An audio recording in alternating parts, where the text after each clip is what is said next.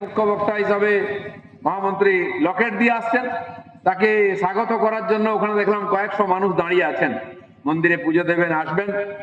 আমি তো এসছি আপনাদের নিজের লোক হিসাবে, এমপি ছিলাম, 5 বছর সুখে দুঃখে থেকেছি, তাই দেখলাম এত মানুষ আসবেন, একবার যাই সবার সঙ্গে দেখা করি। কলকাতা যেতে হবে, তাড়াতাড়ি চলে যাব। কিন্তু বর্তমান পশ্চিমবাংলা যে পরিস্থিতি, কেন আমরা পরিবর্তন চাইছি? কি আমাদের খুব ইচ্ছা হয়েছে মন্ত্রী হওয়ার, মুখ্যমন্ত্রী হওয়ার? ইচ্ছা তো নিশ্চয়ই আছে, তাহলে রাজনীতি করছি কেন, পার্টি চালাচ্ছি কেন? একাধিক রাজ্যে আমরা ক্ষমতায় এসেছি। মাননীয় প্রধানমন্ত্রী মোদীজিকে দেশের লোক 3-3 বার প্রধানমন্ত্রী করেছে, অটলজিকে 2 বার করেছে। এখানেও আমরা সরকার গঠন করব, আর এই জন্য করব যে সাধারণ মানুষের জীবনের পরিবর্তন হোক, এখানকার ভূবৈজ্ঞানিক পরিবর্তন হোক, মানুষের আর্থিক, সামাজিক, রাজনৈতিক চিন্তা চেতনার পরিবর্তন হোক। সেই জন্য পরিবর্তন চাইছি আমরা। খালি সরকার পাল্টালে সেটা হবে না। আমাদের কার্যকর্তারা যেরকম পরিশ্রম করছেন, সাধারণ মানুষের জীবনের পরিবর্তন করতে চাই।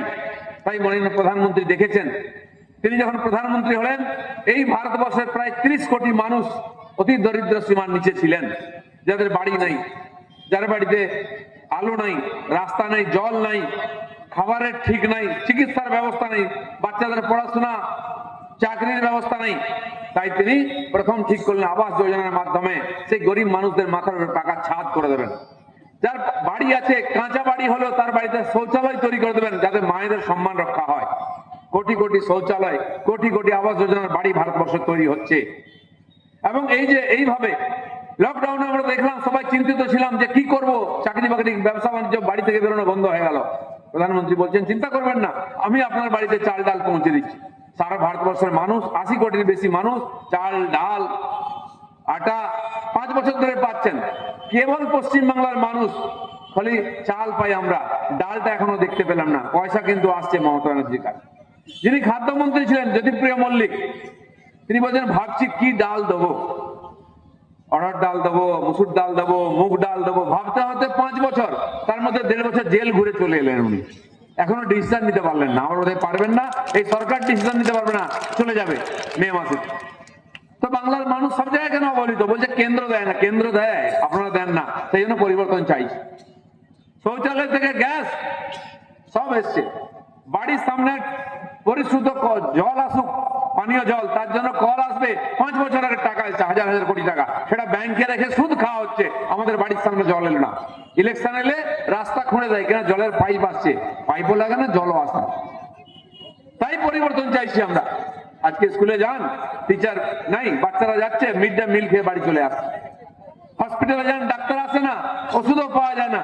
নিজের গ্যাসের পয়সা দিয়ে প্রাইভেটে চিকিৎসা করতে হবে, নাহলে অন্য রাজ্যে যেতে হবে। থানায় যান, পুলিশ নাই, সিভিক পুলিশ বসে আছে, সে খালি কাটমানি নেয়। আর এখান থেকে গাড়ি ঢুকলো কিনা আটকে দিয়ে পয়সা নেয়, আর কিচ্ছু করে না। আপনার সঙ্গে যদি কোনো ঘটনা হয়ে যায়, এফআইআর নেবে না। এরকম হয়েছে মহিলার সঙ্গে, ধর্ষিতা হয়েছেন, তিনি গেছেন থানায় সন্ধ্যাবেলা এফআইআর করতে, রাত অবধি বসিয়ে রেখেছে, এফআইআর লিখছে না। এই পরিস্থিতি পশ্চিমবাংলার। আর আজ আইন শৃঙ্খলা বলে কিছু নাই, বম বন্দুক পাড়ায় পাড়ায়। আপনারা জানেন, এখানেই পাশের অঞ্চলে বোমা বিস্ফোরণ হয়েছিল, আমি এসেছিলাম দেখতে। কি ভয়ঙ্কর অবস্থা!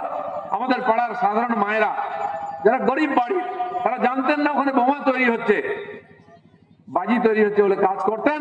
বোমায় বিস্ফোরণ 8-10 জন মারা গেল। আর যে মালিক ড্যাং ড্যাং করে উড়িষ্যা চলে গেল, পুলিশ গায়ে হাত দিল না। এই যদি পরিস্থিতি হয়, আপনি বাড়িতে সুরক্ষিত নয়, রাস্তায় সুরক্ষিত নয়, আপনার ছেলে মেয়ের ভবিষ্যৎ সুরক্ষিত নয়, কিভাবে চলতে পারে? আজকে আপনারা দেখছেন আমাদের পাশের দেশ বাংলাদেশ, কি চলছে ওখানে, কি ভয়ঙ্কর ঘটনা ঘটছে। নিজেরা মারামারি করে মরছে। এবং যে কিছু হিন্দু ওখানে আছেন, যারা পূর্বপুরুষ থেকে ওই দেশে আছেন, ওই দেশের স্বাধীনতার জন্য লড়াই করেছেন, যোগদান দিয়েছেন, তাদের সঙ্গে পশুর মতো ব্যবহার করা হচ্ছে, জ্যান্ত পুড়িয়ে মারা হচ্ছে। ভারত বিরোধিতা চূড়ান্ত হচ্ছে। নিজেদের পার্লামেন্টকে ধ্বংস করে দিচ্ছে, মুজিবুর রহমানের বাড়ি ধ্বংস করে দিচ্ছে, লাইব্রেরি পুড়িয়ে দিচ্ছে, ছায়ানট সংস্থা, সাংস্কৃতিক সংস্থাকে পুড়িয়ে দেওয়া হলো, খবর কাগজের অফিসকে লুট করে পুড়িয়ে দেওয়া হচ্ছে, টিভি চ্যানেলের অফিসকে পুড়িয়ে দেওয়া হচ্ছে। এই একটা উন্মাদ জাতি মমতা ব্যানার্জি সেখানকার লোকেদের পশ্চিমবাংলায় নিয়ে আসছেন। এই অনুপ্রবেশকারী, এই রোহিঙ্গা কারা? তারা ওদেরই রিশতেদার। আপনি দেখে রাখুন বাংলাদেশে যা হচ্ছে। যদি মমতা ব্যানার্জি আর 2টো ইলেকশন এখানে যেতেন, তাহলে পশ্চিমবাংলায় ওই দৃশ্য দেখতে পাবেন। বাড়িতে বসে ঠক ঠক করে কাঁপবেন, বাড়ির সামনে এরকম ঘটনা ঘটবে। তাই আমরা লড়াই করছি। পশ্চিমবঙ্গে কোনো অনুপ্রবেশকারী রোহিঙ্গাকে আমরা থাকতে দেবো না। বিদেশ থেকে এসে এখানে ভোটার হয়ে যাবে, রেশন কার্ড পেয়ে যাবে, আধার কার্ড পেয়ে যাবে, মোদিজির পাঠানো গরিব কল্যাণ যোজনার সমস্ত সুবিধা নেবে, চাকরি বাকরি নিয়ে নেবে, আর আমাদের ছেলে মেয়েরা চাকরি করার জন্য পরিযায়ী শ্রমিক হয়ে মহারাষ্ট্র, মুম্বাই, দিল্লি, হরিয়ানা, কর্ণাটকে চলে যাবে। সেই পরিস্থিতি তৈরি হয়েছে। আর যান বাংলার বাইরে যে কোনো রাজ্যে যান, যে কোনো হোটেলে যান, যে কোনো কারখানায় যান, শ্রমিক দেখবেন বাঙালি। আমি গেলে চিনতে পারে, চলে আসে, দাদা একটা ছবি তুলবো। বলছে কি করছো এখানে? বলছে অটো চালাচ্ছে। কে বেয়ারের কাজ করছে হোটেলে, কে কলকারখানায় ছোট ছোট লেবারের কাজ করছে।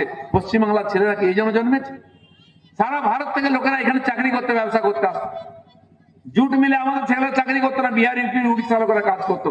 আজকে আমাদের ছেলেরা সেই জুট মিলে একটা লেবারের চাকরি পায় না, তাকে অন্য রাজ্যে যেতে হচ্ছে লেবারের চাকরি করতে। আজ এই পশ্চিমবাংলা, আমরা এগরার মানুষ, পূর্ব মেদিনীপুর পশ্চিমবাংলায় সবচেয়ে এগিয়ে শিক্ষা দীক্ষায় চেতনায়। এখনো এখানকার বইমেলা, এখানকার সাংস্কৃতিক প্রোগ্রাম সারা পশ্চিমবাংলায় লোকে দেখে। এখানে গ্রামে গঞ্জে 3টে নদী পাড়িয়ে যেতে হয় পূর্ব মেদিনীপুরে, সেখান থেকে শিক্ষিত হয়ে ছেলেমেয়েরা বিদেশে চাকরি করছে, গিয়ে ডাক্তার, ইঞ্জিনিয়ার, প্রফেসর, সায়েন্টিস্ট হয়েছে। সেখানকার রাস্তাঘাটের অবস্থা। ভোটের আগে আমি গতবারে বিধানসভার আগে